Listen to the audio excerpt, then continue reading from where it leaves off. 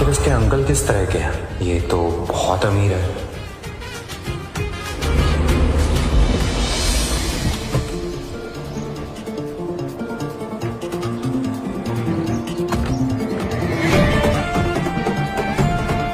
इतने मामूली बाजार में इतना बड़ा बिजनेसमैन कैसे मिलेगा?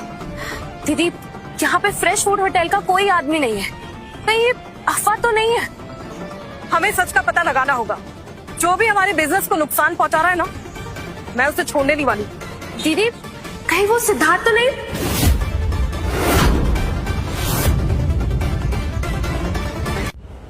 ये तो सच में सिद्धार्थ है। नहीं कायरा, वो सिद्धार्थ नहीं हो सकता। दीदी, हम इतने लोगों में उस मिस्टीरियस किसान को ढूंढेंगे कैसे?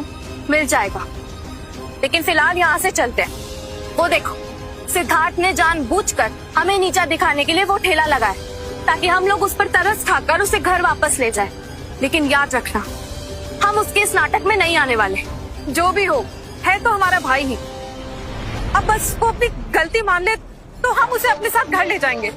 उसका घर लौटना हमारी इज्जत के लिए बहुत जरूरी है। क्या नहीं किया मैंने तुझे चौहान परिवार से दूर रखने के लिए, लेकिन तू फिर आ गया। चाहे कुछ भी हो जाए, चौहान परिवार की एक एक चीज पर सिर्फ मेरा हक है।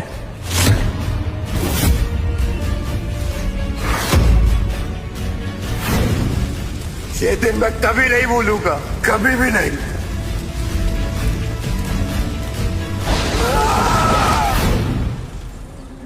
तो अब खरीदने आया। फ्रेश फूड होटल ने तुम्हारी नींद उड़ा दी है। अब तो तुम्हारी बर्बादी तय है। 500 रुपए का एक खीरा है, बताइए कितने चाहिए?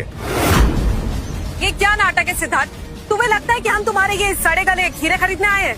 अब खीरे की दुकान में खीरे ही मिलेंगे ना दीदी। हमें कोई शौक नहीं है तुम्हारे ये खीरे खरीदने का। ये सब कुछ तुम इसलिए कर रहे हो ना, ताकि इस गटर से उठाकर हम तुम्हें घर वापस ले जाएं। सिद्धार्थ चौहान खानदान का बेटा है, वही बेटा जो 5 साल पहले मिला था। जब तक तुम रुद्र से अपनी गलतियों की माफी नहीं मांगोगे ना, तब तक हम तुम्हें घर वापस नहीं लेके जाएंगे। वापस उस नर्क में आज मेरे पास सब कुछ है। कोई बेवकूफ ही होगा जो इतना सब कुछ होने के बाद इन लोगों के साथ जाए। तो अगर मैंने गलती मान ली तो आप लोग मुझे घर ले जाओगे? बिल्कुल, मैं तुम्हारी बड़ी बहन हूँ, मुझ पर थोड़ा तो भरोसा कर सकते हो। ठीक है, तो फिर इस नेक काम की शुरुआत मैं यहीं से करता हूँ।